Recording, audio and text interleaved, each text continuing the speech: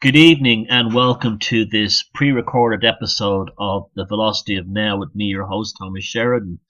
I'm away at the moment, so I pre-recorded this program in advance so we could broadcast it live, well, the recording of it live, here on www.realitybitesradio.com. And thank you for Paul and Neil and Anne for making this all happen, and all the other stations around the world who carry the program. Tonight we'll be talking about something interesting, and before that I want to give you my website address, which is thomassheridanarts.com. And this show will be a 2-hour show tonight. So you'll also get the video versions of these on my YouTube channel, Thomas Sheridan Arts, and they'll be immediately uploaded right after this broadcast has ended. I set the timer for them to load up after the live show ends. So if you're in Europe and you're falling asleep and you can't stay up for the 2 hours, or you missed it for some reason, you can always catch them later on when you wake up in the morning or later on in the evening, no matter where you live. June 2015, we're over a halfway point in the year now, and we have been having a great time here on Wednesday nights. I've been enjoying myself tremendously since the format of the program changed, and we've been talking about mythology, psychology, esoteria, and hedonism. And we continue this tonight in a different way, in a slightly different way. Tonight, I want to talk about the energy of such places, both Christian and both heathen, and how this became a deciding factor in my life to walk away from Christianity completely.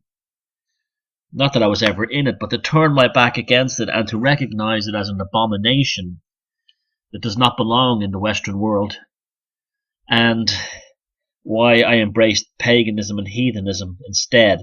Not necessarily as a religious idea, but I just feel more comfortable and more logical, if you want to use the term logical, shall we say more appropriate in the presence of nature and nature spirits and nature's energies than I ever would worshipping a rotten corpse nailed to a plank, or whatever passes for Christianity. Now, you're going to find what I'm going to say now quite funny, but it's absolutely true. I've seen an awful lot of horror films in my life, and I have seen quite a few of the classic horror films in the cinema when I was younger, such as Jaws, and such as, I'm thinking of the ones that scared the bejeebers out of me, Jaws, and the original Friday the 13th, and the original Exorcist, and the Texas Chainsaw Massacre. Those films genuinely terrified me in an entertainment kind of way when I was a kid and went to see them in the cinema, which is one of the reasons I'm a big fan of horror films, is because I love the adrenaline rush that it creates. We all do. That's why I used to love going to the cinemas in Dublin. Like, I remember seeing Friday the 13th in the cinema. It was a Saturday night or a Sunday night. It was all these gangs of women, married women in pairs there in one of the big old cinemas when we still had them, and they had like 3,000 people. And when the scary bits happened, or when the decapitations happened, all these ones would be screaming. And that was part of the thrill and the terror. I got it, like I understood that it's not so much that you become acclimatized to the violence, but you have all this rush of adrenaline in your system, and it's finite, and that's why we have this. People get used to these things, and that's scary later on as they used to be, and that's also one of the reasons why movies have become absolute crap. They're just gory now, and they're just like people being chopped up and slashed and all this kind of thing. Well, that doesn't only apply to horror movies and horror stories and horror books. And H.P. Lovecraft didn't invent this stuff. This stuff was invented by the Catholics. Well, perfected by the Catholic Church. We'll get to that later. But the most scary film that I saw as a kid was a film from the 1940s made in Hollywood called The Song of Bernadette. And this film still terrifies me to this day. The film is, believe it or not, about the Marian apparitions, the appearance of the Virgin Mary in Lourdes in France back in the last century, when Saint Bernadette claims to have seen it's always the beautiful lady. They never talk about, they never say it's the Virgin Mary. They say the beautiful lady, and then the Catholic authorities get in and they either try to shut her up or to control it. When they realize that she's seen the real thing, possibly a jinn or some other kind of demonic manifestation calling itself the Virgin Mary or Tulpa, they will declare it the Virgin Mary, and they will rewrite the backstory to make this girl no longer a liar, but she's also, a saint. And then they stick her in a convent, make sure that she never tells anyone the real truth. And so it's all very tidily used up and cleaned up by the Catholic Church. But anyway, I saw that film when I was about 10 or 11 first, and it just was watching the films. Dumbass religious film, didn't interest me that much. And then a scene happened in the film where the Virgin Mary appears to Saint Bernadette. And if you have not seen this scene, it is the most terrifying scene in a horror film. Well, it's supposed to be a horror film, it's supposed to be a religious film. It absolutely terrified me when this thing appears, this jinn. And I think subconsciously as a child, I knew that I was looking at a demon. I knew I was not looking at the Virgin Mary. And I think now looking back on it, now that I've studied the esoteric world and things like that, that was a demon that Saint Bernadette seen, and that was probably what triggered me to react that way to it. And at the very end of the film, where Saint Bernadette is dying of cancer, the Virgin Mary makes one final appearance, and that was in her chamber in the convent, and that was it. That was it for me. I was literally ran out of the room screaming. And to this day, if I see that film, that final scene puts the willies up me like you would not believe. And the actress dying going, she's here, she's here. And then this scary, terrifying thing appears. Now this sounds funny, but when I was a little kid, I mean, this is like, if this doesn't prove I'm an antichrist, nothing does. When I was a kid, I used to say prayers, praying to God to make the Virgin Mary not appear in my bedroom. I was afraid of that. I was afraid of the Virgin Mary appearing in my bedroom. And so, me and Christianity got off to a very, very bad start thanks to Hollywood. And I'm glad we did. But I was talking to people about that film, and they said they can remember their grandparents getting down their knees in the living room and saying a rosary during that movie. And then you realize what it's all about. It's about energy harvesting. It's all about energy harvesting.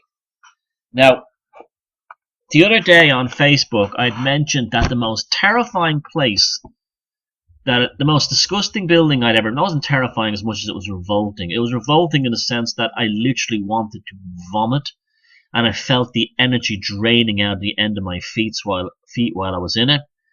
And that was Roslin Chapel in Scotland. I was over there about 2012, October 2012, and I was speaking at the Pig conference in Edinburgh, which is a fantastic conference. And I was headlining that, and in a beautiful building in the city. And then after the next day, the lovely young people who organised the event took us to Roslyn just to show it to us. And the minute I walked in, I hated it. I mean, walking up to it, I had a sense of dread. Now, I haven't studied the history of Roslyn enough, so I'm not going to go to a Wikipedia page and pretend I'm an expert while I'm on the air. I'm not going to give you the history of the building to show how clever I am, because I don't know it. But all I know is that is a motherfucker of a dangerous, dark place. Now, after a while in there looking around and doing the bits and pieces, I literally had to leave the place, and the young students who organised the event were all outside in the grounds, and they said to me, "Come on out, Thomas." And I said, "Yeah, I can't stand it, it's esoteric porn." And they all burst out laughing when I said the term esoteric porn. So I guess I invented that term esoteric porn to describe all the symbols and symbology and images and iconography and gargoyles in that building and the effect they have on you. It's like the Playboy Mansion of esoteric imagery, and it's not a good thing. And I went outside, and one of the girls said, "Just hold on to a tree and you'll feel better." Now, you know me, I'm not Mr. Tree Hugger or Mr. this, that, and although I do believe in the earth energies, but I instinctively grabbed onto a tree and felt better. So that actually, I was grounded or something. So that's another thing about this Roslin Chapel. It's in the most beautiful location. It's in this beautiful wooded valley, like it's like dales. It's not mountains, more than hilly. Beautiful dales and kind of rolling hills that are tree covered, and lots of things like rowan trees and apples and alder and oak trees and ash, and it's absolutely gorgeous. And the building is very impressive from the outside when you see it. It's all, it's kind of schizophrenic on the outside. There's all this different bits of it have different styles of architecture, so it's a bit unconformist on the front. And compared to like a Gothic churches of the same era, Roslin Chapel does not have too many gargoyles. Not a huge amount, not that I noticed anyway. But it's when you get inside was when I started to feel sick, and we were exploring around with some of my friends in there, looking around it, and there was several things that came to mind. One was a column that was in there that was just vicious. It was incredible stonework on it, just incredible carving.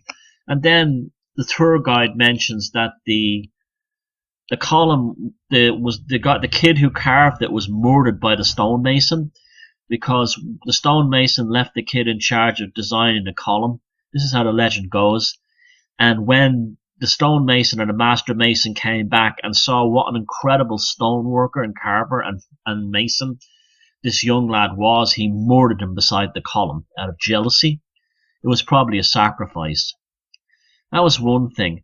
Then there was just the walls. There's something about the walls. They feel impregnated with sadness and sorrow. And the central area where the church pews are, the central aisle, there's a sense of overwhelming sadness and bleeding bleeding what's the word, melancholy, something like that, or just a sort of like a sadness in a kind of a melodramatic kind of way, but not in a pleasant melancholic way, a very dark and vicious version of it. Now, the church is tiny itself on the inside. It's incredibly small. It was very, very small. And when you stand looking towards the aisle, from the aisle looking towards the altar, now I'm facing the altar now. So on the right side, which would be the left side for the priest, there is a passage down to a crypt, and I'll talk about that in a minute. And on the left side is a smaller altar. It's like it's almost like a small altar. I don't know what kind of church it is. I think it's a Presbyterian church now, maybe in a Catholic church. I don't know about the functions of what's inside churches because they all scare the shite out of me. But all of them, literally all of them, make me sick. But on the left side is the strangest motherfucking experience I ever had. A couple of us went over there, and my friend, the woman who was there, said to me, "Thomas, put your hand here." And we took photographs with our two hands together over this stone. And I'm not kidding you. I put my hand over, now not touching anything, not over. And there was a draft. And the draft was like, it wasn't like a breeze, or it wasn't like a draft through an open door. It was like a jet of ice cold air that was even stranger, was going from the top to the bottom. It wasn't emanating from a hole in the wall.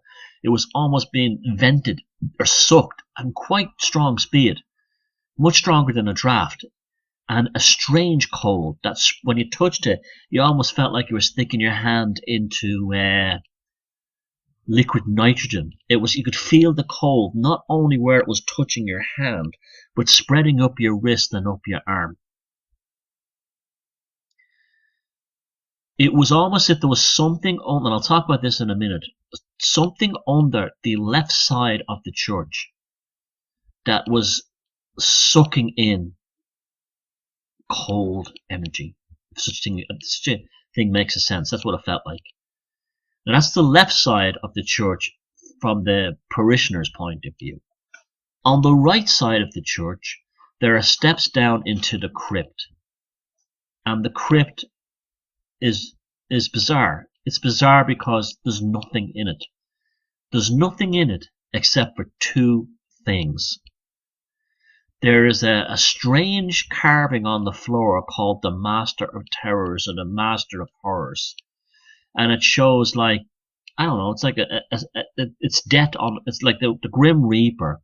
But on one side is a guy with his hands in his mouth begging for his life. And the whole thing looks like just death and sacrifice. And that's the only thing down there.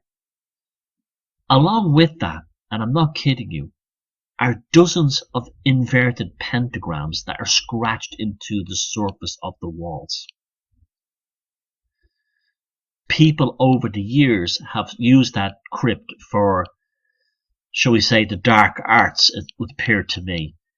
And they've scratched with metal, and it's quite a strong stone, into that solid wall, which would lead, if there was a room, they say there's no room, but if there was a room on the left side to mirror the crypt on the right side, that's where the cold energy is going. It's going into that spot.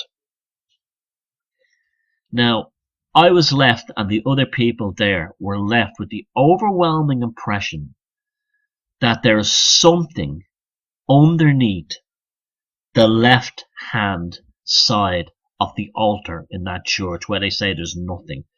Another room that's sealed up completely. And there is something in that room that if you told me that the greatest demon that ever lived, Jehovah himself, was inside that, if that was what was inside that room, I would believe you. Because I had never felt an overwhelming sense of something wanting to drain me, just drain me alive. Now, people say that the church at Roslin, the chapel, a glass of water here, excuse me, at Roslyn was built on something called the rose line, an ancient, the grid, the ley lines thing. So rose line, Roslyn. I don't know about that. Could be true. I don't know how I feel fully about this idea of ley lines. I'm still not completely convinced about the idea, mainly because a lot of the so-called ley lines that are plotted around the world on maps are not plotted on a circular planet, a round planet. They're plotted on spherical planets but transferred to a flat projected map. So they're wrong. They're absolutely wrong when you connect more than 2 points. The Michael and Mary line and all those lines, they make no sense. They only make sense on a flat map. They would not make sense on a real round planet. And so I'm a bit suspicious about that. But having said that, I do believe, just like, rather than lines, you see, why does nature doesn't have lines? So why would it straight lines? So why would energy flow in straight lines on the planet? To me, it'd be more like a sine wave. You've heard me talk about that. And it would be more like it'd more like pressure points on the human bodies. Like what the Chinese use qi at certain points to do acupuncture. They can put a pin in the foot that will cure a toothache, that kind of thing. I do believe in that because it's been done to me.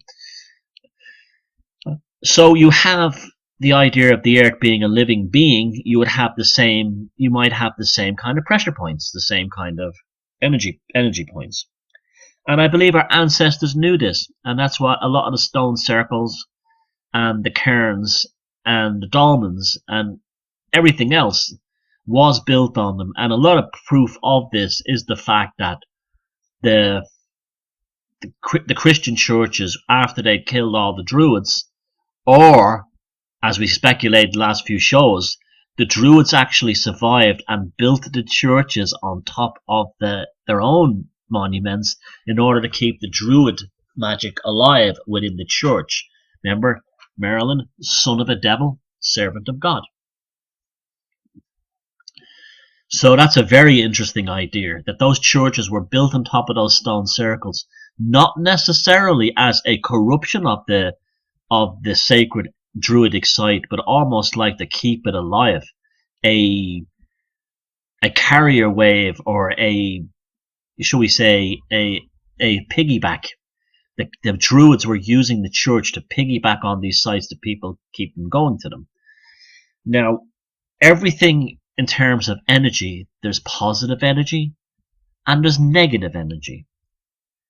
And every major church and cathedral, no matter what the denomination is, from the Dom to St. Paul's to St. Patrick's in New York to Christ Church in Dublin, to you name it, all of them. The Notre Dame, especially that Gothic cave in Paris, all of them, Westminster, name them all. Big ones and small ones make me feel physically ill.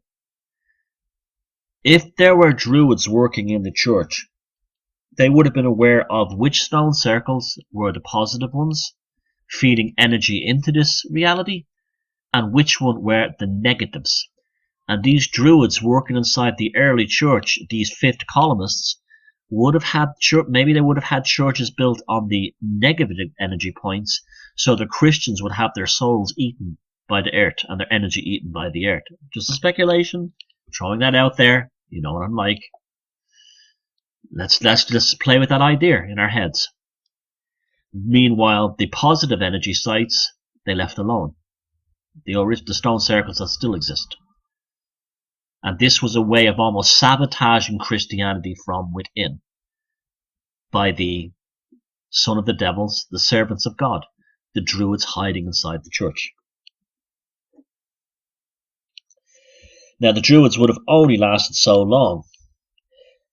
Now, Roslyn, again, is an interesting one because it's very connected to a family called the Sinclairs. Sinclair is a very powerful Scottish dynastic family, very powerfully connected with both English and French royalty. And they built the chapel in its current format. Now, the early Sinclairs, and there's some of them buried in their little sort of tombs, were heavily involved in the Crusades and coming back from the Middle East. And those of you who are aware of my Walpurgis Night work, I believe that when the Teutonic Knights went to the Middle East and they talk about bringing back an object or a mystery, it's often called the Holy Grail, whatever, that they actually kidnapped or captured the demonic repository, the demonic vessel, let's say the Ark of the Covenant, which would be have a demon inside it, and brought it back to Germany, and it affected the Prussian royal bloodlines, and this is what caused the problem in Germany to this day. Why they moved so far away from their pagan and heathen roots and were so badly corrupted. The German aristocracy also infects all the royal bloodline families of Europe, the Prussian aristocracy. Let's say the Sinclairs also brought back something, and I use something in quotations, from their own escapades in the Middle East, a secret, a holy grail, a cup of blood, and that's what's buried inside the left hand subterranean cellar of Roslin Chapel. I find that quite remarkable, because in a time before electricity, energy was still a viable commodity. This is why people built windmills. This is why people built water mills. This is why people made sailboats. Energy was recognized in all its forms. Clay ovens, or sun ovens, or using the sun, as the Greeks did, as a weapon through a lens or a reflected mirror, and so on. Energy was always a valuable commodity long before oil, coal and gas was discovered. And in that time, when energy would have been very limited, there was no electrical energy other than the storms in the sky, there was no atomic energy other than what was coming from space, and so on and so forth. The people of those times would have had a very different relationship to their natural environment, different feeling, without this electrosmog. And so if they went to somewhere like the Middle East and they came across something similar to the Ark of the Covenant as described in the Bible, which is all bollocks we know, but the way the Ark of the Covenant is so specifically described, what they're describing is some kind of power source. And inside it is something that causes this power.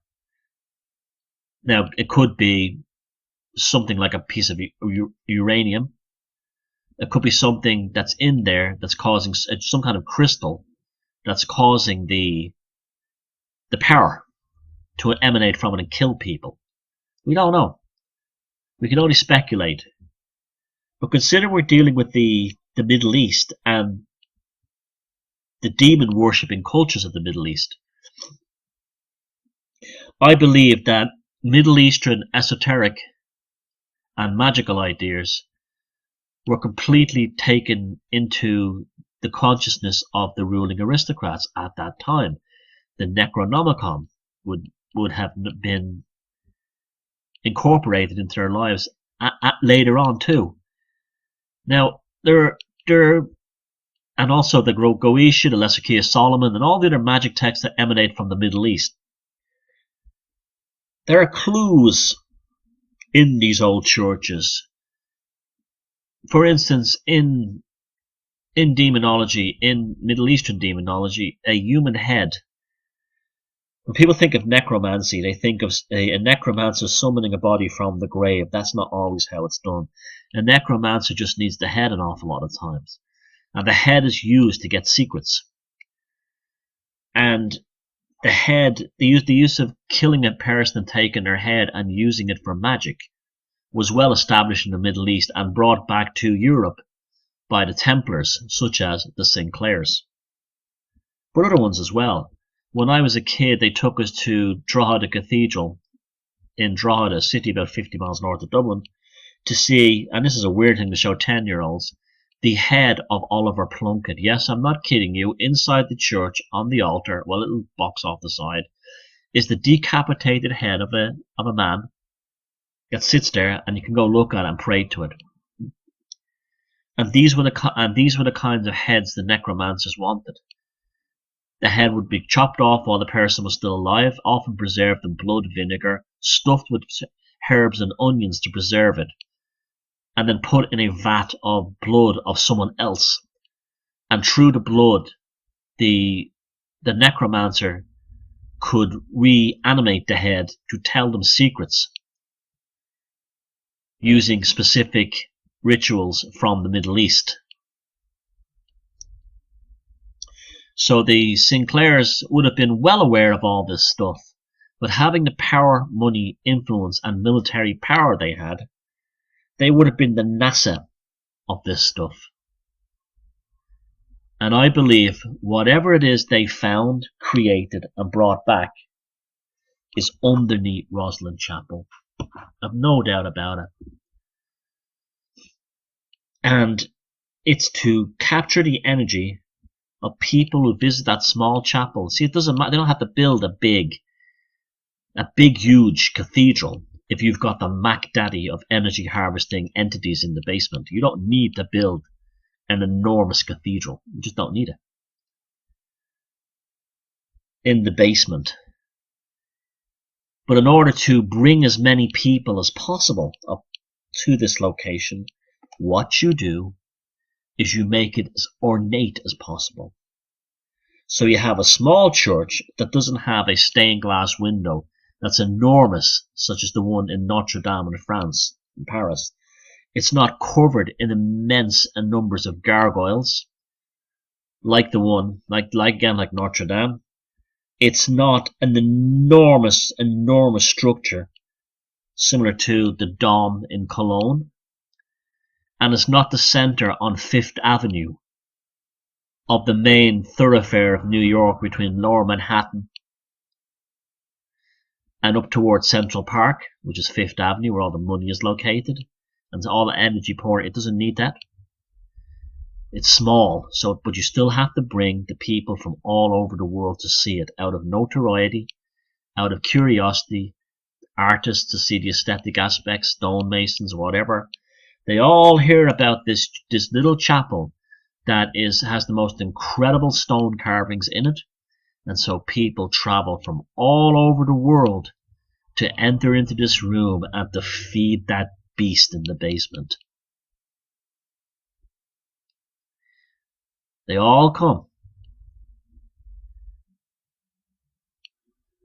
And this is why, and it doesn't even have to be a money maker, because the energy alone that goes into it is fed back into the Sinclair family who own the lands. You see, it's your land. This is why land ownership, this is why Prince Charles is obsessed with owning and does own. He's the biggest landlord in Britain. This is why the king always kept, or the queens and the royals always have enormous amounts of land, is because that land is energy, not just in terms of agriculture and food procurement, wood, minerals, but also the physical act of pouring energy into it. That energy is directly harvested by the owners of the land, and energy can be converted to all kinds of energy, including financial energy, political energy, powerful energy, sexual energy, you name it. If you read Walpurgis Night, you'll know that energy is just energy, and you can do whatever you want with it, just like you can have paint. You could have paint to do a painting, or you could paint your house or paint your face. If you have energy, you can do many different things with it. This is why they built these chapels on their land, and this is why they get the people in there praying. This is why the Vatican has St. Peter's, why in Islam they have the big box at Mecca. That's all feeding that into Sharia banking and everything. All energy goes, that's where that goes. And why the Jews have the Wailing Wall in Jerusalem and all people worshipping that. All you need is the focal point. All you need is the collector, the antenna, the accumulator. So in Judaism, the accumulator, the antenna, is the remains of the wall of the temple, the Wailing Wall. In Islam, it's the meteorite inside the box in Mecca. And in Roslyn, it's what's ever underneath that church. Now, it's only as good as the power source inside. See, the church itself is not collecting the energy. It's something in there, but you have to get them in there. You look at how an induction transformer works in electronics. How that works is you have one coil that's smaller and one coil that's bigger. And what the larger coil does is it collects more electrons from the coil, electromagnetic energy, than if the coils were the same size. It sucks it in. So these entities, whatever's in there, whatever they have inside, the crystals, meteorites, maybe even a demon, I don't know, they work like an induction transformer, and they pull more energy out than what normally would be capable of doing. So they're almost like supercharging a church, supercharging a holy place, supercharging a shrine. This is Druidism. That's all this is. They may call it Christianity. They may have got a guy hammered to a stick, or a woman dressed like the Virgin Mary, or any other kind of saint, or a head in a box in Drogheda. But this is how Druidism works. The Druid and the heathen magic works. You find the location of the most energy, you pour the energy into it, and then you use that energy for whatever means you want. In the case of the Druids, they were probably using it to furnish and fill the natural landscape, to make it fertile. Like you sense the Romans and the Christians and all the others, they use that energy to fund their imperial aims, their banking systems, their money, and also the power of kings, knights, earls, and the likes of the Sinclairs. And that was the overwhelming sensation that I got when I was inside Roslin Chapel. That I was being suckered, and I was a dupe, and I was there to feed something in that building, to actually provide food for the thing that was in that building. And the reason why I felt drained was because I had been eaten. I was being eaten. I felt that when we put our hands on top of that strange little altar on the left that they claimed there's nothing underneath it, I felt that I was being sucked. There was something down there. And when I went down to the crypt and saw those pentagrams, these inverted pentagrams, scratched into the wall behind the master of terrors of all names, that wall, when I put my hand on it, I'm very sensitive to energy. I'm a very emotional person. I'm very sensitive to emotion. As you probably see from my art, I'm a very strong emotional person. I feel emotions. When I'm hurt, I hurt really deeply. When I'm happy, I'm very, very happy. It's not that I'm bipolar or anything like that. I'm usually at a general level of enjoying myself and having a good time.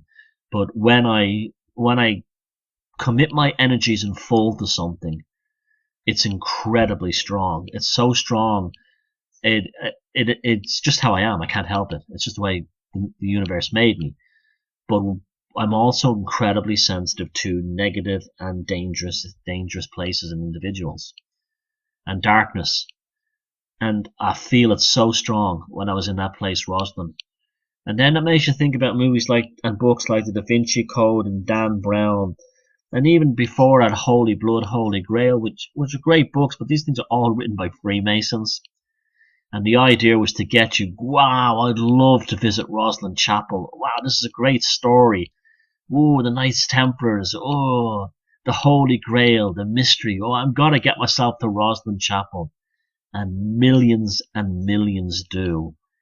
And that thing under the left altar is being fed. It's getting juicier and stronger. And that brings us to the question, why? Why in the last 20 years have they made it a priority to get as many people as possible visiting the Sinclair Shrine at Roslin Castle? Why now? Apparently the building was near derelict for years, and all the kids in the neighborhood could go down there and play in it. It just wasn't properly taken care of, and suddenly it lives again. It lives again. Why? Why? Why did Dan Brown choose to write Da Vinci Code? Why did Beijent and the rest of them at Holy Blood, Holy Grail decide to bring it into the popular? Why does all this stuff at the Sinclair and the Priories of Zion? Out of nowhere. Great stories that they are, but why out of nowhere? Something is up. I just find it interesting. See, I think Scotland's purpose is Scotland is a power source.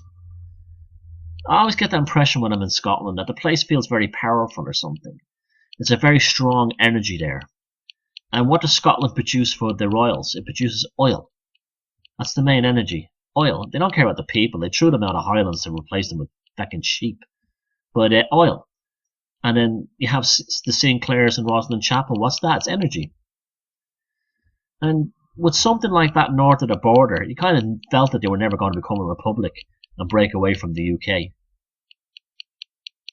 And what you're getting when you go to those places is an insight into a world we're not told about.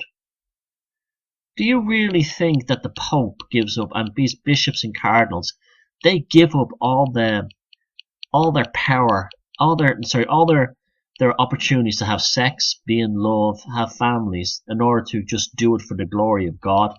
They don't. They're getting something much more powerful in return. And people say, oh, well, they're all pedophiles and they rape kids. No, I think they're the ones who failed. I think they're the ones who went into the church and didn't get the energy source, the juicy fruit that they give to the to the initiates, to the ones who get really deep inside. And I think that these popes don't miss sex, and they don't miss love, they don't miss romance, they don't miss family, because while they're in those positions of power, they're getting something much more intense. They're getting something much more intense, and it's all the energy of these places trapped into them. And the Sinclairs would have been the same.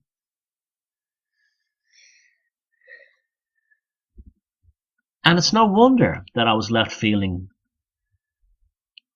sucked and drained and sickened by the place. Sickened, and it was the same sickening feeling, but much worse, than I got when I saw Oliver Plunkett's head. And it elicited the same terror inside me that seeing the Virgin Mary at the end of that awful Song of Bernadette movie. And that's because these things target primal fears. You look at, if anyone's read, I think one of my essays online, it's called Now Time to Walk Out of Hell. No, sorry, it's called The Battle of Armageddon Has Been Raging for Centuries. I'll put the link below. I speak about when I was working in Lower Manhattan. I was always amazed that these skyscrapers that were built in the 1910s and teens and 20s and 30s were covered in these amazing gargoyles that looked like they belonged on a Gothic cathedral. The purpose of the gargoyles on these banks and these commercial institutes was to elicit primal fears of a loss of energy. So you'd go into them and deposit all your money into these banks and feed your life energy into them. Because the demons and the gargoyles, the Babylonian demons and the gargoyles on the exterior of the buildings, feed these primal fears. They trigger the sensations of our ancestors in the cave, huddled in the dark, 50, 60, 100, 200,000 years ago, before the time of fire, or during the early days of fire, when the shadows danced on the wall, and they painted images of the outside world on the walls to comfort themselves, so they didn't have to see the simulacras of the demons in the dark while the wolves howled outside. And when people walked down Wall Street in the 1920s and saw these gargoyles all over these banks, the wolves were howling outside. And so they would put all their money and trust into them. The same with the likes of Notre Dame, Westminster, and all these cathedrals covered in Gothic gargoyles. Same idea. It was to trigger the subconscious mind, to release subconscious fears. So you go see these churches, and on the way in, you would have all these demons and monsters. The fears would be triggered. All your emotions would be released. Then you go inside, say, somewhere like Notre Dame, which is almost black inside. It's completely dark. It's incredibly dark, even today. And so you're in the cave again. You're back in the cave. And then you look up and see these phenomenal and beautiful stained glass windows with the images of the Bible and Jesus on them, and the Virgin Mary. And that's the same effect as the flickering fire inside the darkened cave of our ancestors. It gave hope. And with that, an enormous release of adrenaline. The fears are gone. They're not gone. They're sucked up by the building. And so is the good stuff. And inside the darkness of Notre Dame and these Gothic cathedrals, you are reborn. On a consciousness level, you have been rebaptized, reborn, rejuvenated. And you see that in the Pope's private reception chamber, which is like holds thousands of people in the Vatican. Behind him, he has this image of the resurrection of Christ, and it looks like it's the most terrifying things you've ever seen. It looks like the hordes of demons escaping from behind him from the depths of hell. And that's because it's to trigger, even though it's Christ, supposed to be Christ in the middle, and it's a demon and an archon and a jinn. In reality, you're filled with terrors, you're filled with fears, and then you look at this little man in a white gown in front of you, and he makes you feel safe. And so you have the same triggering, release, terrors, masters of terrors, and then the relaxation, and then the release of dopamine following all the adrenaline. And it's all psychic energy flowing out of you into the accumulator, into the secondary coil transformer. Energy is the same. Tony, when I talk about electronics, when you learn about electronics, what you're learning about is the mechanics of the universe. Our biology works the same way. Our planet works the same way. Druids back in their day were no different than the quantum computer builders of now.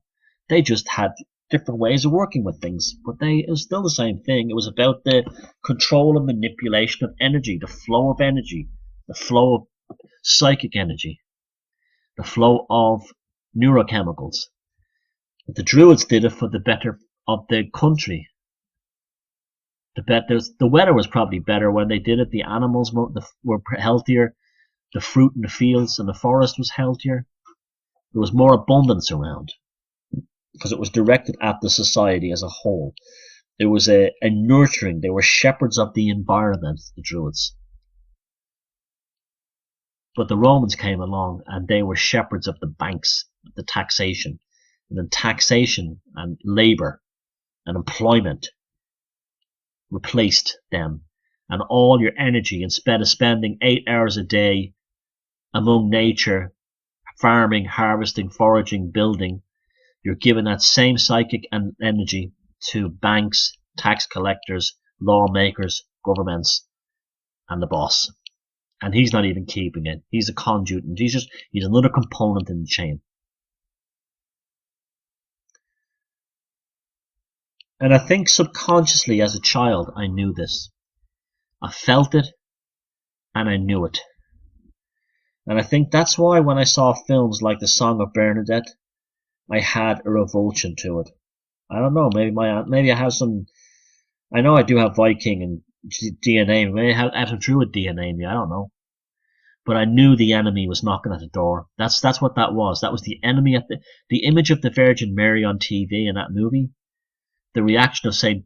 Oliver Plunkett, or Blessed Oliver Plunkett's head in the church in the box in Drogheda, and the effect that I had on me in Roslin Chapel, that was me subconsciously being told the enemy is at the gates. You are, well, actually in reality, I'm inside enemy territory now. And I'll tell you something, that's the phrase. That's exactly how Roslyn made me feel. I was inside enemy territory, behind enemy lines. And I'm not the only one who's had that sensation in that building. Some people say, well, I went there and that just blew my mind, all the architecture. Yes, that's the idea on a conscious level, but on a subconscious level, because you were behind enemy lines, they were sabotaging your subconscious energy from below. We even went into the restaurant afterwards, a cafe afterwards, and had some sandwiches, and the food didn't taste right.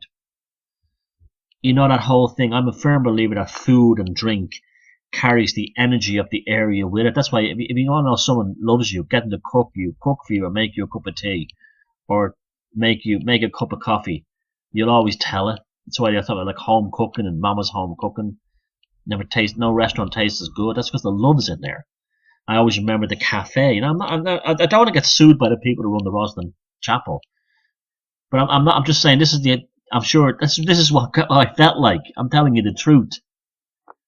But who am I? I'm nobody. They're still going to get millions and millions of people visiting that place and pouring their psychic energy into it behind enemy lines. And that's why I call it esoteric porn. Because it wasn't esoteric titillation. It was full-on esoteric hardcore porn. It was the shots of penetration that are forbidden. In American porn, it was always a great thing that in American porn penetration, you could show everything's a penetration. Well, in Roslyn you get penetration. You're the one being raped. You're the one being raped by the entity under whatever's buried under the left-hand side of that chapel that sucks that draft of cold air down. It's esoteric porn in every meaning of the word. So if you're thinking of going to visit a place, by all means go to visit it. But visit it with a sense of caution, as you would if you were behind in a war. And believe me, we are in a war. We're absolutely in a war. We're in a war against our heathen ancestors. We're underground. We're the insurgency. We're the natives. That's if you've really woken up. You'll have woken up and realized that Christianity is the greatest load of bollocks of all, beyond the money system, the banking system, and everything else. Especially if you live in the West. Therefore, it really hits hard at home how far behind enemy lines you actually are. But if you're not aware of that, you will be subconsciously harvested.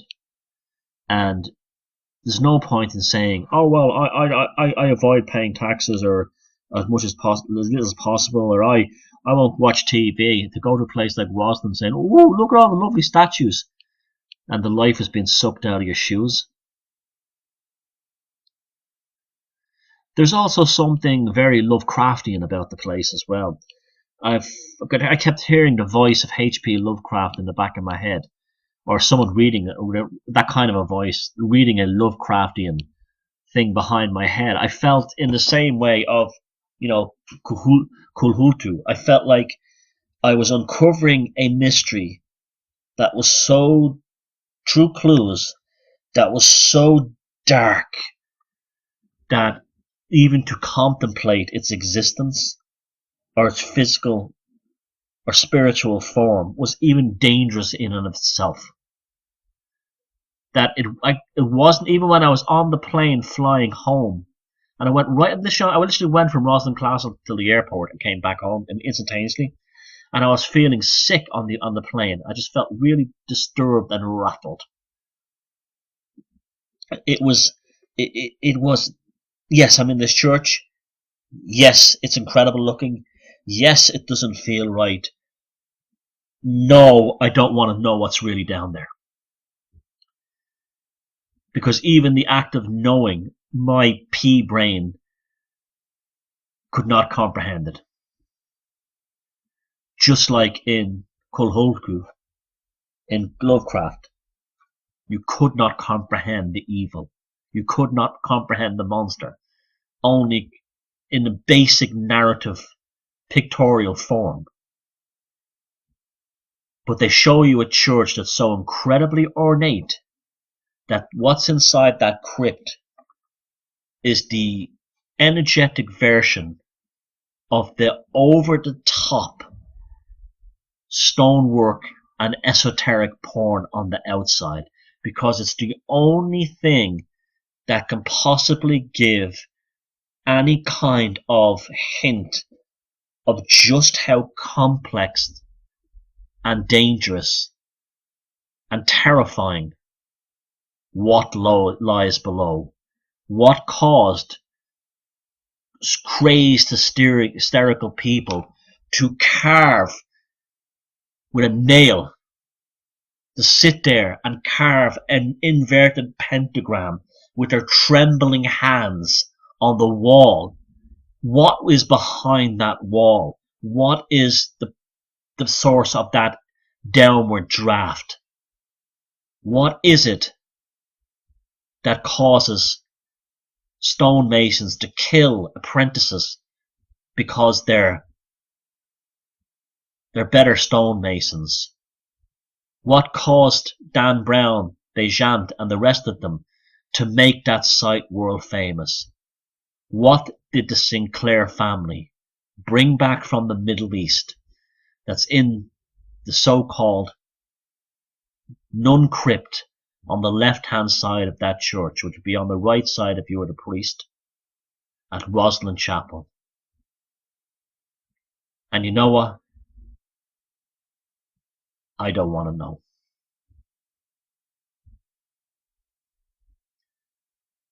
Thank you, good night, and stay tuned for the second hour of the show.